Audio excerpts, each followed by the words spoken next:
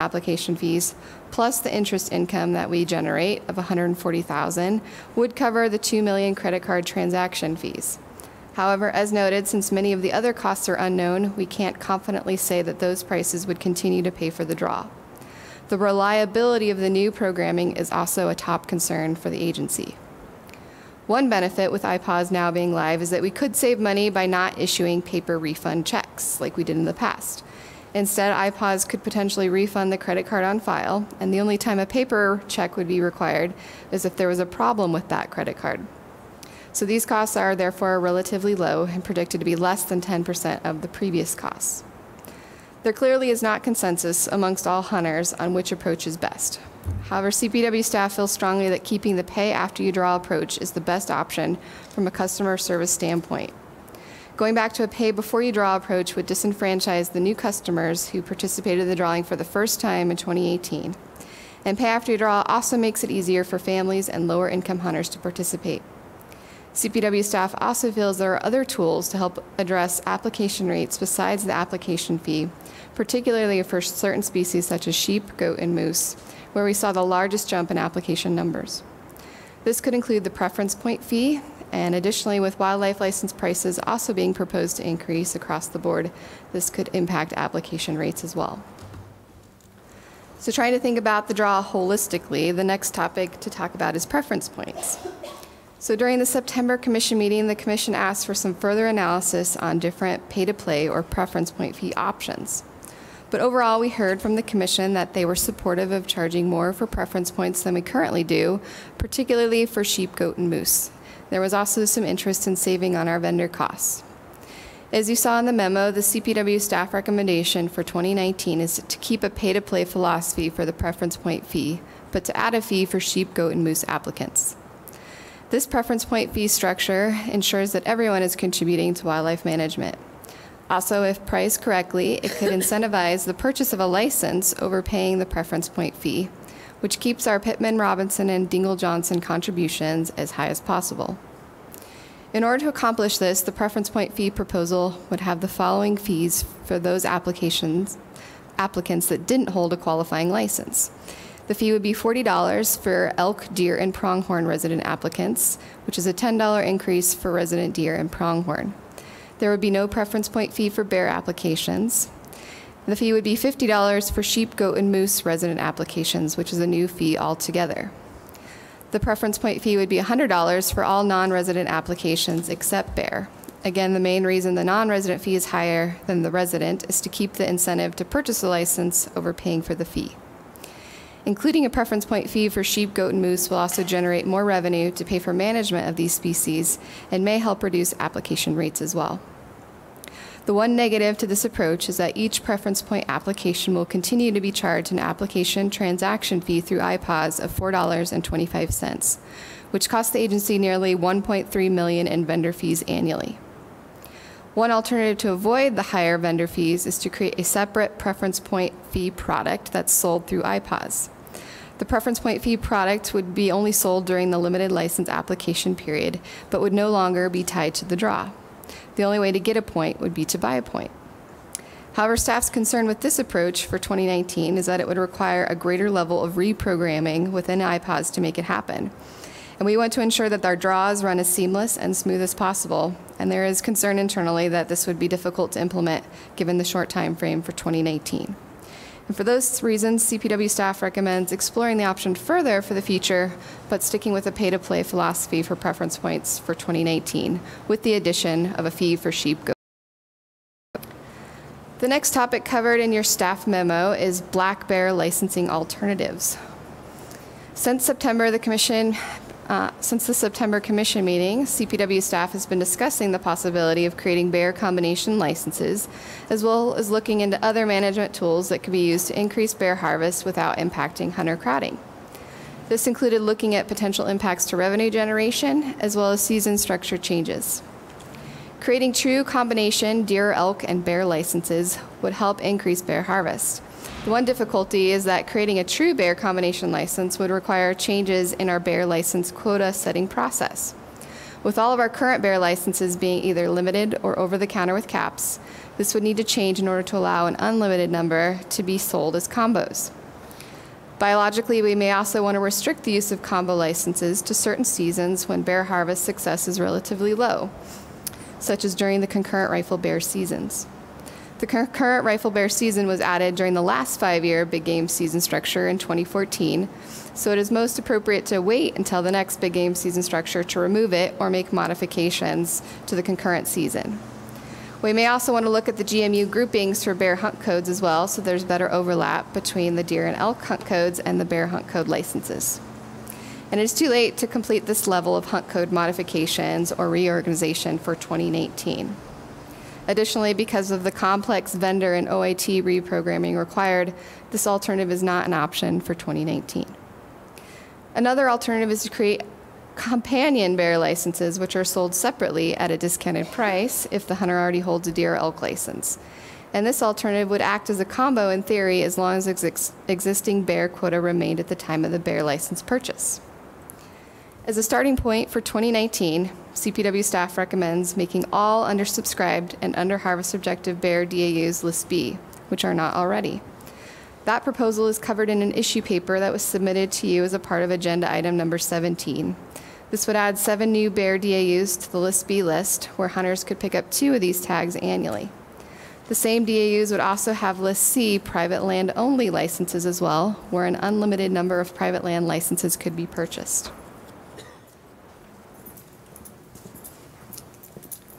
In combination with making these existing bear licenses either List B or List C, staff also recommends an additional discount on the concurrent rifle bear licenses and private land-only licenses, reducing them to $250 for non-residents. Of all the pricing scenarios we explored, the $250 price would be the most comparable to the average price charged for non-resident bear licenses in other Western states. It's also the lowest price CPW has charged for bears in the last 18 years. At this price point, there's also less opportunity for the agency to lose money with our existing bear license quota. This analysis is included in Appendices 6 and 7 of your memo on pages 10 through 12. For those analyses, we looked at 3 different pricing scenarios, one that was $10 for residents and $50 for non-residents, one that was $14 for residents and $100 for non-residents, and finally one that was $48 for residents and $250 for non-residents. We also considered several different ways that we could discount bear licenses, either as List B or List C only, for the concurrent licenses and PLOs, for companions, etc. And using our current bear license quota, the only options that would prevent the agency from losing money would be either discounting all List B and List C licenses to either $14 for residents and $100 for non-residents, or discounting to $48 for residents and $250 for non-residents. Or we could implement any of the other discounting alternatives using the pricing structure of $48 for residents and $250 for non-residents.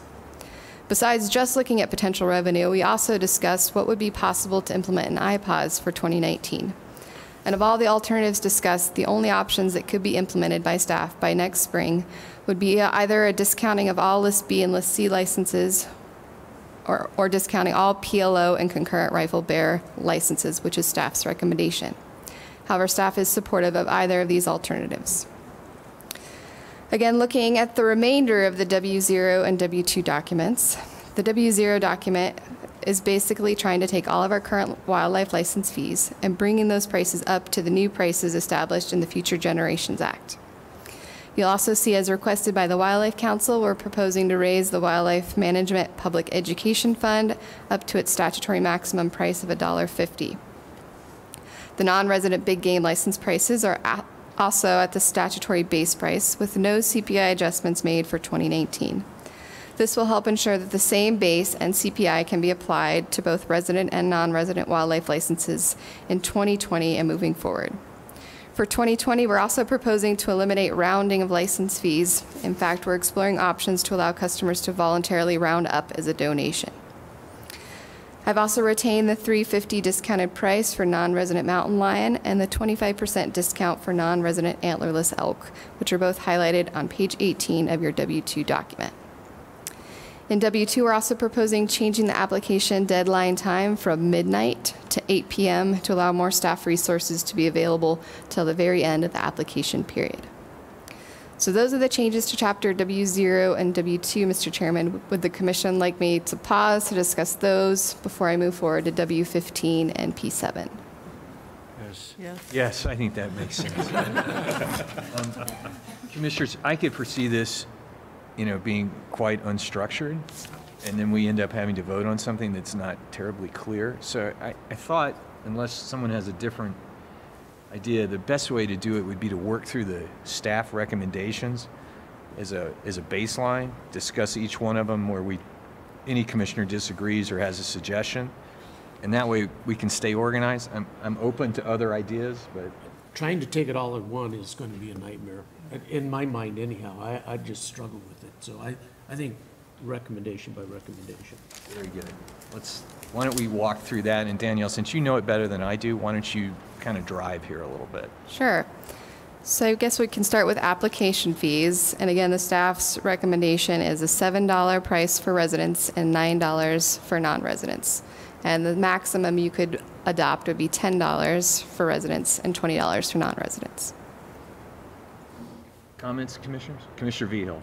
I would prefer $7 and $9. I don't like taking it all the way up to the max, because that sends a bad message to our customer base that, oh, the legislature gave us a window, so we're busting right through that window, or right up to it. So personally, I like $7 and $9.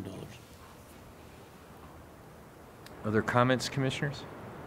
I think that's, Commissioner Zimmerman. Just a question. On our website, obviously you have all of this information for us about how much it costs the agency. Is any of that information, maybe in a summarized form, available to our customers as well, so they can see, yes, it's a $7 charge and $4.25? You know what I mean? Yeah, so this memo was posted online for customers to look at, but if there's another place that you think we can make it more public, we're happy to put something like that together. Danielle, I had a lot of email about this, and so to me, one of those places is the CWF memo or letter. They're saying to put more of it into the brochure, and so I think Commissioner Zimmerman's point, that would be another good place if we can somehow explain what's happening in the brochure. Absolutely. Any other comments, commissioners, on this one? Because I think we're accepting staff's recommendation here, so take us through the next one, Danielle. So do we need a motion to It's the Commission's prerogative whether you want to make motions on separate items or wait until there's... I'm happy to do it either way. Maybe public comment too. Yeah. Why don't we do this? Why don't we identify the things where we agree, the things where we make the change, then I'll ask for public comment on all of it, and then we'll go forward from there. Commissioner Garcia.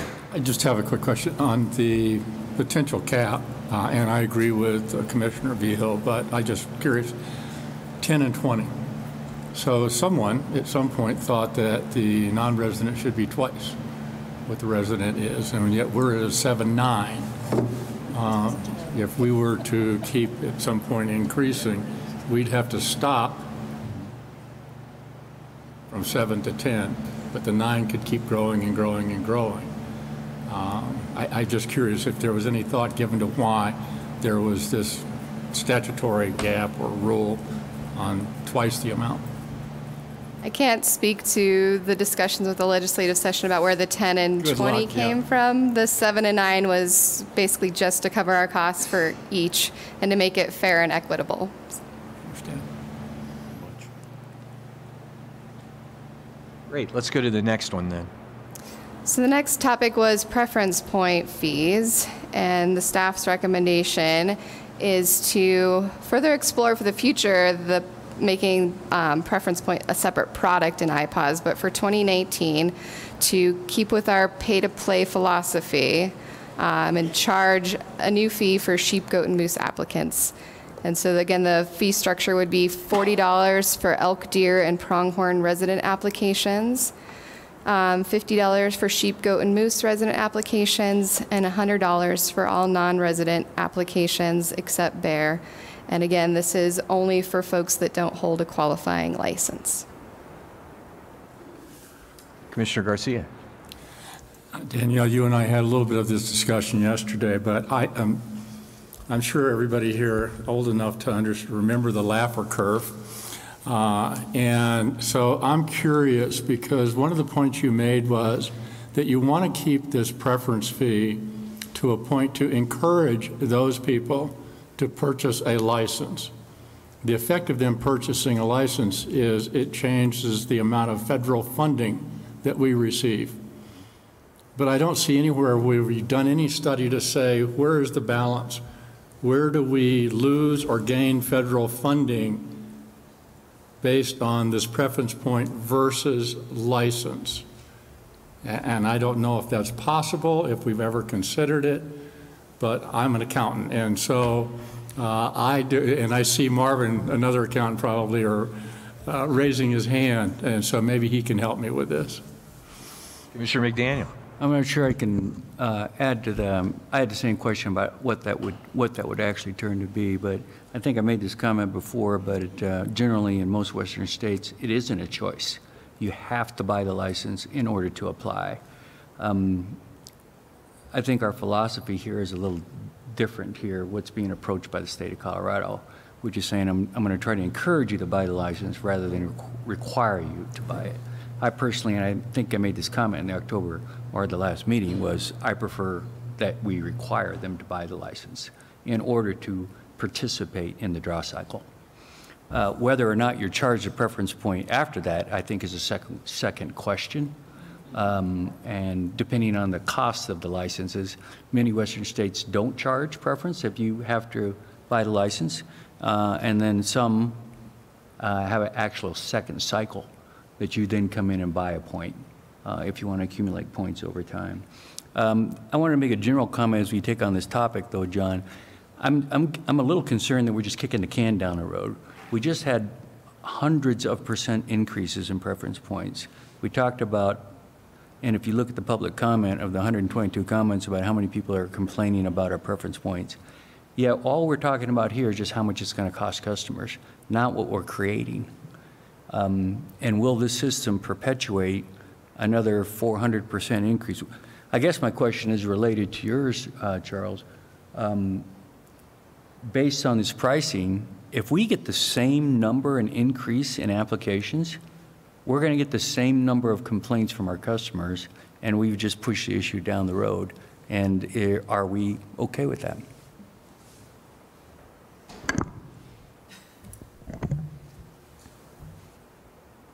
Commissioner Bray, you look like you have a comment.